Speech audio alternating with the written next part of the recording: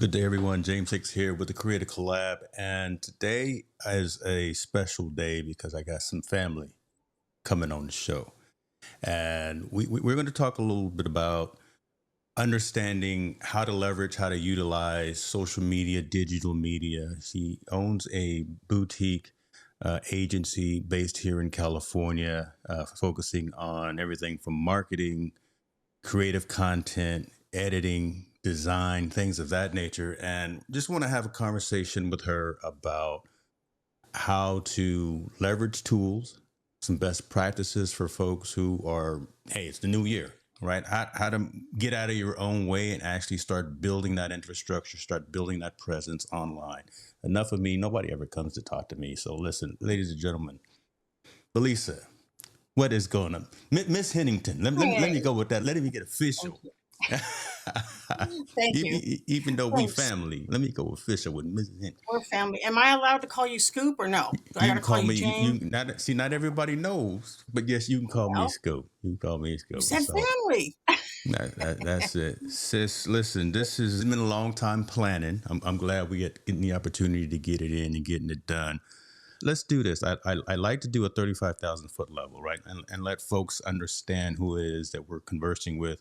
Told you before that the audience for the Creative Collab are entrepreneurs, solopreneurs, those in digital content creation, those that are leveraging technology similar to what you're doing for your clients, right? So they're trying to do it themselves, what you do for your clients. But if you could just tell folks who BSH Communications is and the Yeah. services that you provide, that'd be great.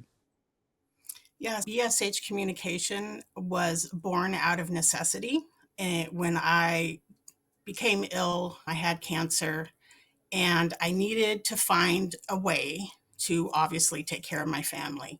And so I started BSH Communications in 2019 with a small select group of clients where in the beginning I was doing social media, but I was really focusing on the writing aspect of social media. So copywriting, which is one of many services that I provide. So in 2019, I started BSH Communications. And then, as we all know, COVID hit and there was a little bit of a slump, but it allowed me the time to build my company up so I could hit the ground running once the clients came back. And I provide a range of services, everything from social media marketing, management, social media management, copywriting, I've done it all. And I tell folks that I've been in PR and marketing most of my life because of who and where I come from. And as you know, James, my parents, they weren't PR and marketers. They were in higher ed and in local politics in Sacramento. But if you do politics, then you know PR. It's about relating to the public. Mm-hmm. And Mm-hmm. so I really credit my parents, who are no longer with us, for introducing me to that starting at a very, very young age. And I just ran with it. And so I went to school, I went to UC Davis, I studied English Lit, love writing, and decided, okay, I have to be able to turn my degree into something that's going to last. And so, anyway, I graduated from UC Davis. I worked for the state, and then I had an opportunity to go work for a nonprofit in Oak Park in Sacramento, California, where I was a public relations manager. And in that role, with St. Hope, I was connected to the community, and that was the number one thing for me, was connecting with people, connecting with the community, Mm-hmm. and in particular the schools, K through 12 schools that St. Hope had opened. And so I really honed my skills because I was also taught by someone, the leader of St. Hope, who really knows PR and marketing. So I learned a lot from him. And life went on, different career paths leading all the way up to 2019. And here is BSH Communications. February 1st is my 6th year doing Wow. this. So I'm really proud. It's only me. I'm a one woman show. And the majority of my clients for the last 6 years have been creatives, independent filmmakers, published authors, Chicano artists. And I've done a little bit of writing for some bigger Latino brands, just doing writing. They do social media, but writing the copy for them. So it just by chance, because my clients came on board by word of mouth and obviously social media, but it was really word of mouth. It was me telling the people closest to me, hey, who needs Yeah, copywriting, social media management, all of that. And so that's how the clients came, was word of mouth. And so I just built it from there. So the majority have been actually Latino clients. And that obviously makes me extremely proud yeah. because I'm Latina. My company is a small business, Latina owned. And I've been just thrilled to be able to and excited to where the future is going for my company. So I love that. And I appreciate you going into detail about that because I was actually going to ask who the majority of your clients were and if it was by design, right? If you're getting most of them from whatever industry, the education industry, because again, you've got some background in that, or the political, where your clients were coming from, and if you were focusing and going down those paths, or if they were just coming in because they see the website. Shouts out to BSH Comms. I'm gonna put the link in the description, so we gonna get folks going to the website.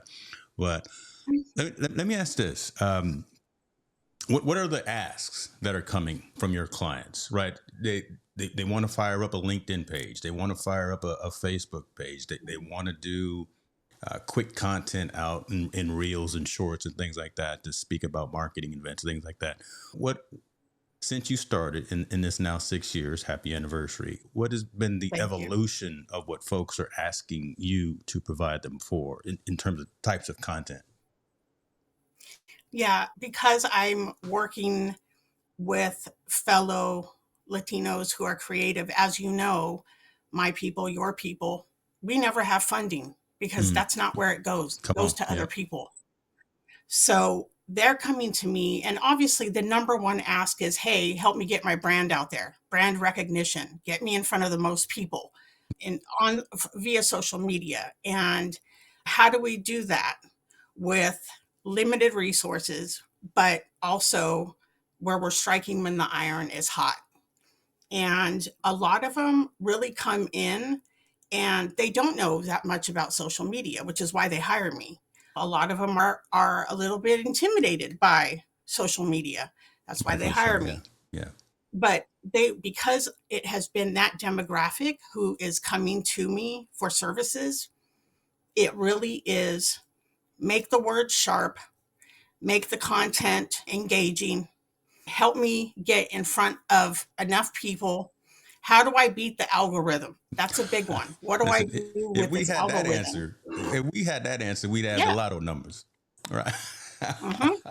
That's Right. that's the hard one right there. But okay, I hear you. Yeah, Yeah. from a layman, that's probably the thing. How do I blow up and go Yeah. viral tomorrow? Hmm. And yeah, and I do take the time to explain it to them in layman's terms, that also just because we can do all of this work, the bottom line is we don't control the behavior of the people looking at their phones coming across my clients' feeds. We don't control that behavior. It's dependent on that human behavior.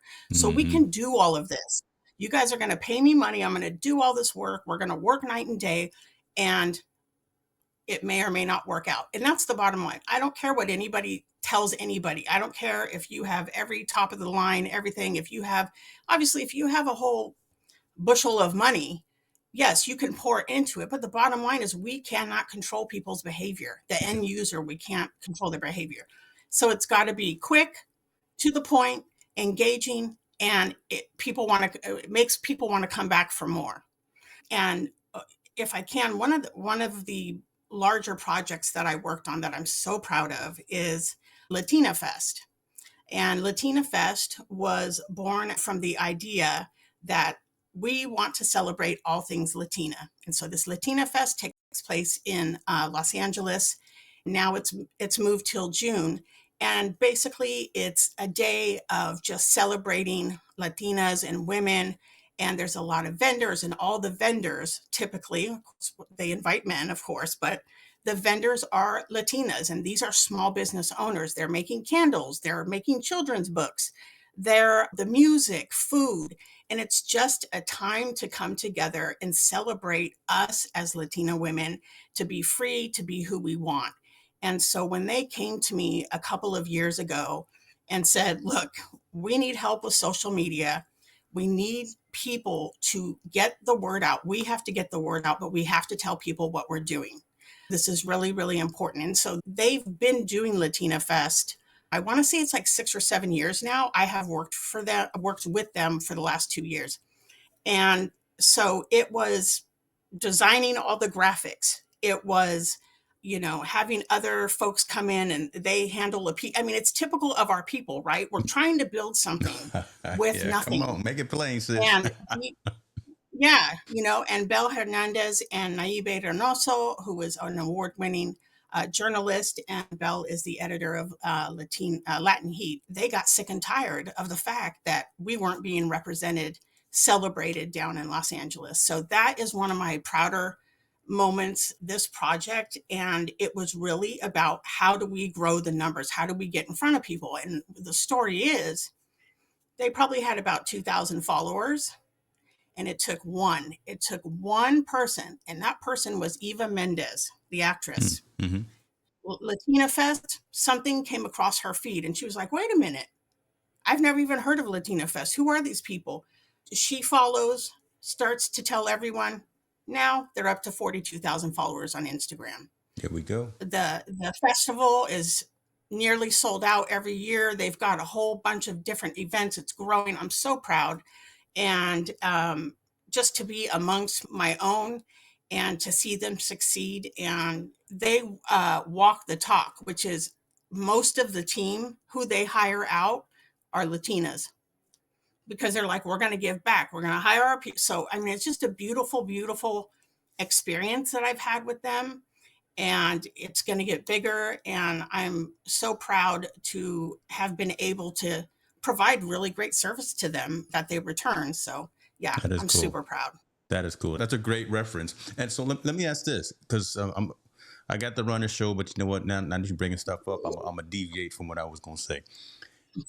You talked about growing a specific social media platform. Are other clients coming to you, or what are you telling clients about? And I like to call this concept of boiling the ocean. Right. Again, we got Facebook, we got Instagram, we got Threads, we got. It'll always be Twitter to me. I'll never call it X because just I'm that kind of guy. But we've got all these Yeah. social platforms, and of course you want to be there. But Yeah. what's the kind of conversation that you're having with new clients or existing clients about trying to be everywhere? And is that Yeah. something that's possible from your perspective? Well, from my end of things, in terms of messaging, social media posts, because we can automate everything, we can be Mm-hmm. everywhere to some extent, right? So the Mm-hmm. content is out there. So, and that's how I work with all my clients. It's like, okay, I've got the automated tool. It goes to all your pages. The biggest one as of late in the last couple of years has been Twitter.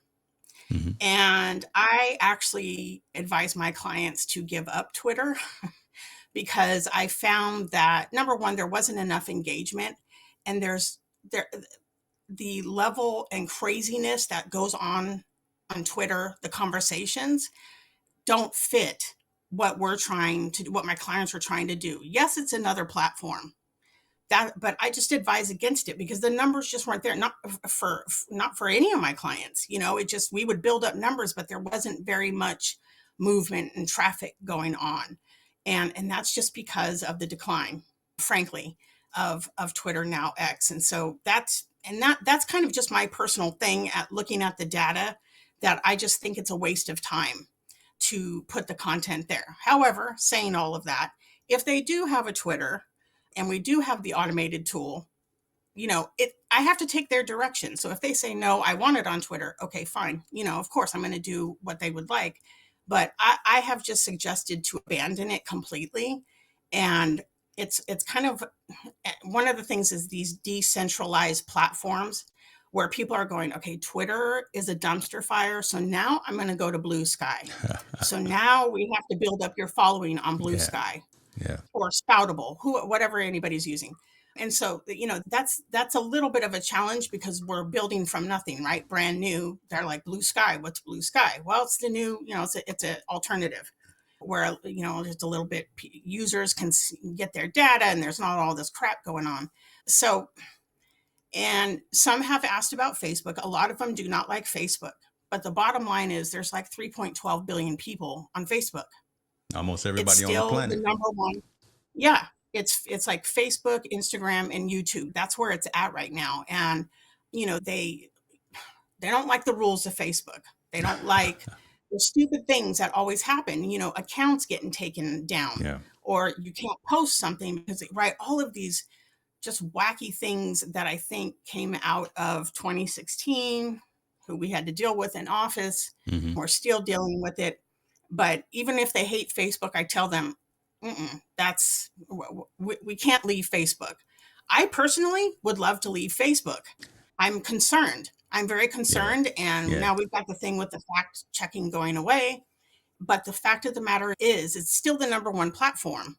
And so if we're trying to tell people my client's story, we have to be on Facebook. Instagram is a given. That continues to be, right below. But like Latina Fest, the example, their Instagram is huge. The followers, not as high on Facebook, but Instagram is where it's at. And that's where the audience is at, which the audience is, 25 to like 60-year-old Latina women. So Hmm. that's where Instagram, that's where we're at. But never give up Facebook. I always tell them they have to deal with Facebook, but because they hired me, they actually don't have to deal with it. I get to deal with it. And so that They push that to your I have corner. to Let you take it deal off with of it. them. Yeah, yeah, yeah. I have to take it off of them, right? That's my job. I So, love it. Facebook is what it is, and social media is what it is. It can be a really great, wonderful thing, and it can be a dumpster fire, within Yeah. 2 seconds. But you know what? I think about this. That speaks to the value that you provide. Right. Again, so I have coined, well, not coined, I've stolen the phrase from another CEO of a company is people pay attention to what they pay for. Right. And if Mm-hmm. someone's going to bring Yeah. you in for a specific service and to provide this offering and then provide your expertise, that's going to let them focus on the strategic piece and you focus on the tactical pieces. That's you dealing with Zuckerberg. That's you dealing with Musk. That's you dealing with those types of things. But I think what's comforting as well as I asked you that question is you talked about data. And Mm-hmm. I always got to use a sports analogy too, right? So there used to be an old ESPN show called Numbers Don't Lie.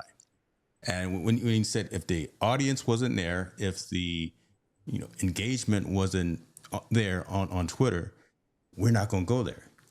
If everyone's Yeah. on Instagram, if everyone, again, half of the planet is on Facebook, this is where we're going to cash our chips in. This is where we're going to spend the most of our time building up engagement, building up conversations and things of that nature. So just again, I'm throwing you some softballs. I'm giving you flowers where they're due. I'm saying, listen, y'all better check out Miss. Come on, work with me. I'm throwing you these softballs because again, you're talking about real things that matter, value. You're talking about looking at analytics and looking at data and things of that nature as you engage with clients, existing and new clients. Is that right? Was that good? Come. Yes, very good. Perfect. Okay, Exactly. okay. I'm just Yeah. trying to do my All job. about the data. I'm just All trying to about the do. data, the Okay, analytics.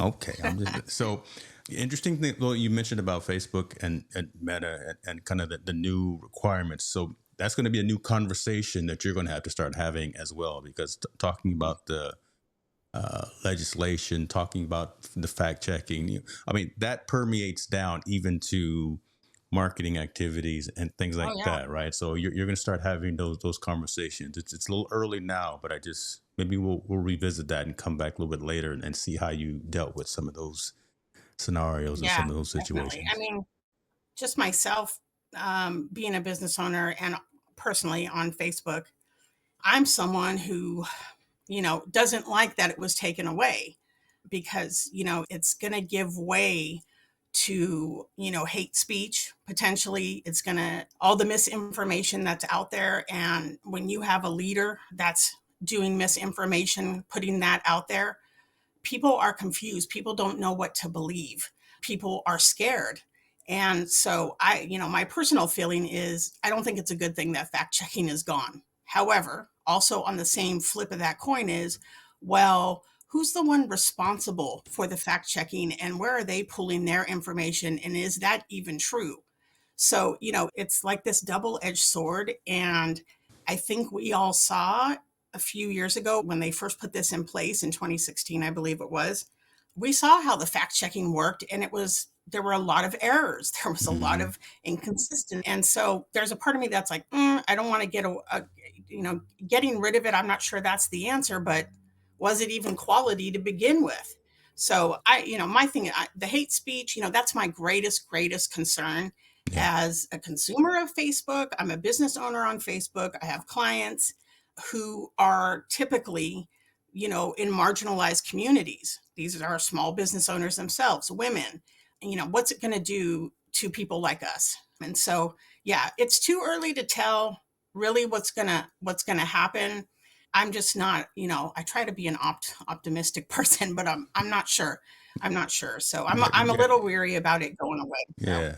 I hear you. You're gonna be glass half full. That's true. That's how I'm gonna step into I try. 2025, glass half full. But the light at the end of the tunnel is not a train coming after. Okay, never. We leave that alone. Let's do this. Let's bring this plane in because I want to follow up with one specific discussion and kind of conversation. The services that you said you provide, social media management, public relations, digital marketing, and then copywriting and editing. This one hits home for Yes. you and for me as well. Just that copywriting editing, which is cool because there's a certain guy that I know and that you know. I'm gonna say it. I'm your husband My has penned husband. a book, Yes. and you were the editor of that book, of that piece. Yep. Yes. Let's talk a little bit about Yellow Meat Watermelon from the esteemed Indeed. Mr. Damien Henington. See, Yes. see how I get the Yes. My pause very in there? I talented. got to give the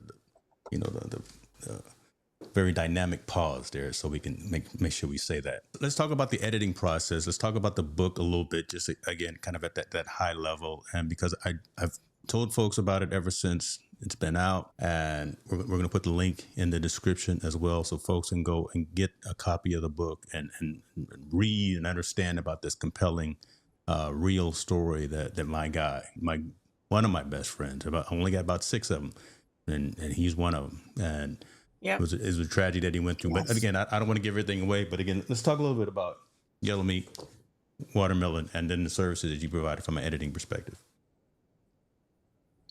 Yeah. So Yellow Meat Watermelon was a labor of love and a very tough subject. It is my husband's story briefly. It is my husband's story of going to prison for a crime he didn't commit in Texas.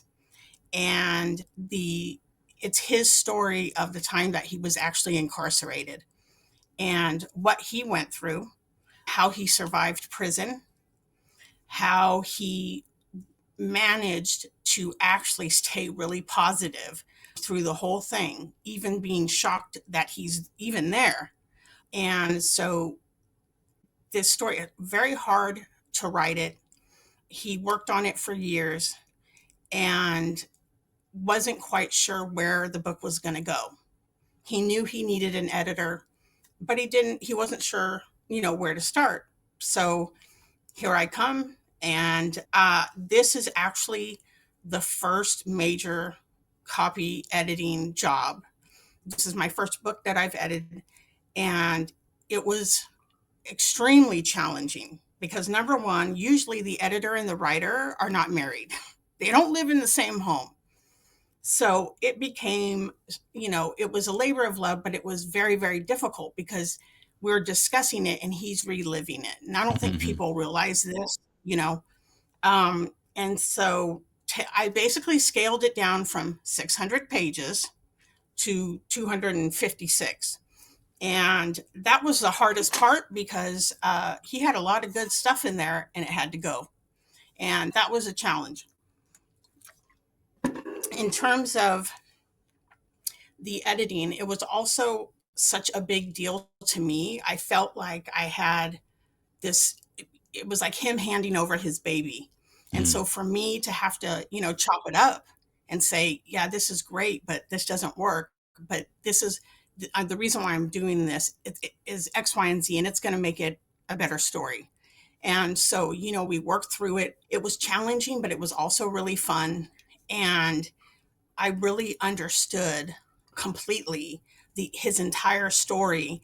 And to be able to put it down on paper, publish it, and have everybody read it, those are things that I'm nervous to do, Yeah. frankly. But he knew he had to write it down because everything that happened while he was incarcerated, it was like little small things that would pop up. And he's like, okay, this is making me realize that I have to write the story down. And there's one part in the book when he talks about seeing his own birth date, exactly his birth date on the wall in one of the cells. He looked to the right and saw his birth date on the wall, and he said, "Okay, this is this. Some, God or somebody's telling me that I have to write, because how is that even possible?" Mhm. So there are a lot of nuggets like that in the book. He's a very, very detailed storyteller, and very funny.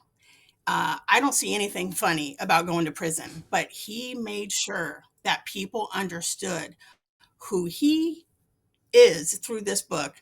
But also his storytelling is so amazing, which Yeah. this. I mean, Yeah. D, and I'm, I've never been more proud to even work on a project, and so grateful that he trusted me with it, because it was like the one thing that he really, really wanted to get out there and get done. And luckily, self-publishing, that's how we did it. We did it through Amazon self-publishing. We did it all on our own, and published it in 2018. And yeah, I mean, the rest is history. But it was a challenge.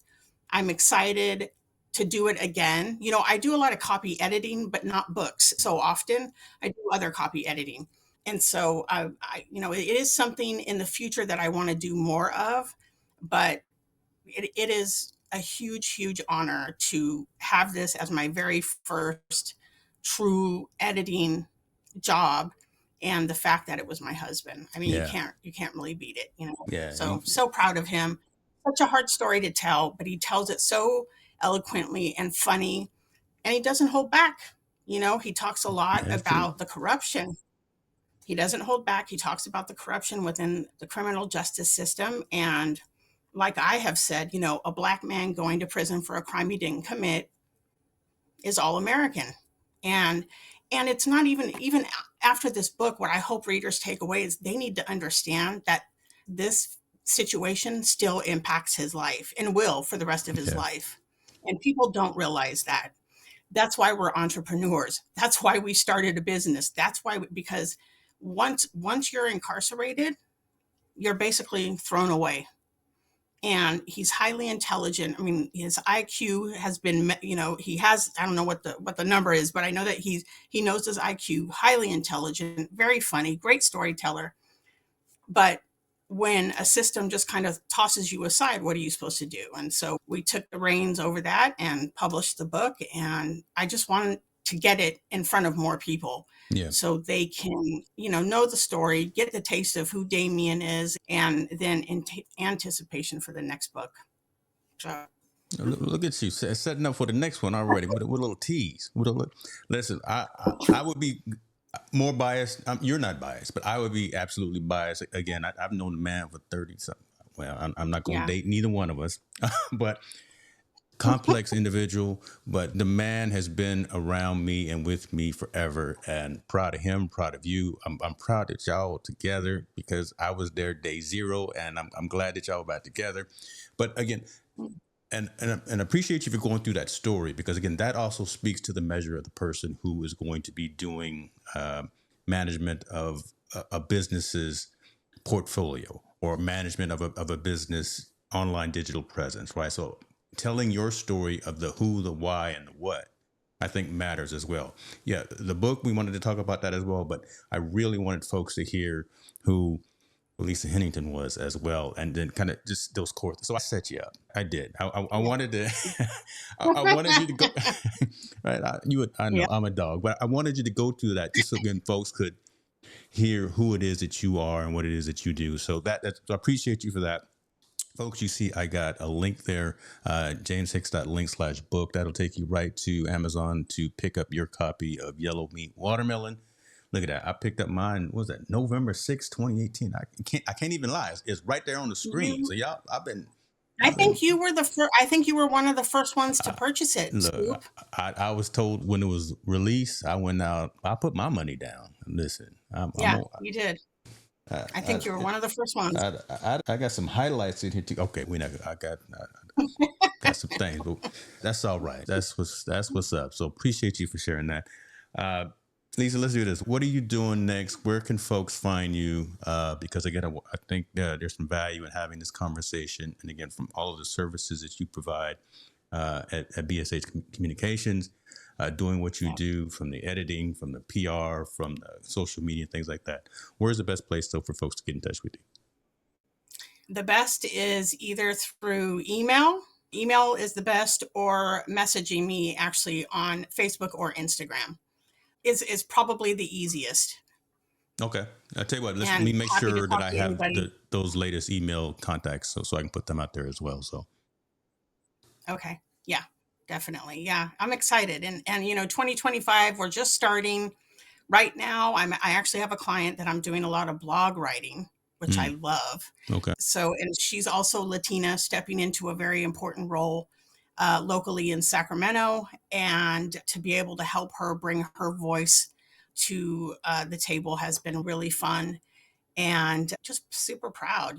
I'm proud of what I've been able to build here, Damien, but also the people that come to me, my clients. I'm so extremely proud of all of them, and so grateful that they have entrusted me with their vision and building their presence online. So there are some things in the works this year. Maybe I can come back and talk more about that. But yeah, I'm excited for another busy year, and I'm around. Folks can find me online. I'm unfortunately always attached to my phone, but people can always find me. That It's your business. It's what you it's do. like I have to schedule time. Yeah, I have to, Yeah. like, on the calendar, put the phone down. So I have an alarm that says, put the phone. Yeah, it's bad, but what am I going to do? It's all good. It's all good. My friend, you're winning. And I'm so happy for you. I'm so proud of you. I think right, you've come full circle in a lot of things, and you've had some situations there's some troughs, but your peaks and and all the adjectives, right? But I'm just so proud of what you're doing, what I know you're going to accomplish as well, and I just have nothing but nothing but the best for you, nothing for the best for you. So Thank thank you. you for taking this Thank you time. so much. Come on, not Thank you again. for As I giving started, we me, family. yeah, we're family. Thank you. And I want to come back. We will. We will. We'll make it happen. When you write your memoir. Oh, I'm dropping nuggets, boy. Okay. It's time to go. But when you write your memoir, we can come and we can do that too. Yeah. Ladies and gentlemen, if you found some value in this, please let me know. If you did not find value in this, still let me know. All right. That's what we're here to do: entertain, educate, and enlighten. And that is Lisa Henington talking about managing social platforms, managing social environments, copywriting, editing, public relations, doing all the things. And she's available for you guys. Catch you guys next time. We out.